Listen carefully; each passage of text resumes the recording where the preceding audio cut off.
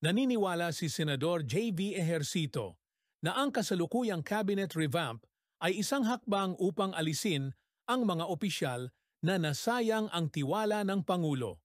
Ayon sa kanya, hindi sapat ang pagpapalit ng mga pangalan at mukha sa gabinete.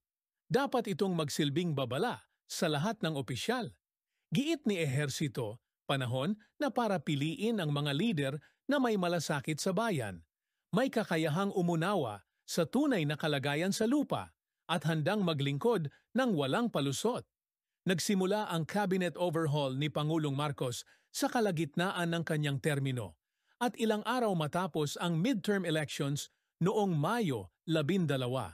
Dagdag pa ng senador, 3 taon na ang lumipas at nananawagan na ng konkretong resulta at aksyon ang mamamayan.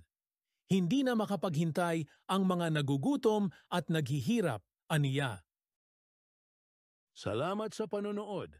Huwag kalimutang i-like, i-share at mag-follow.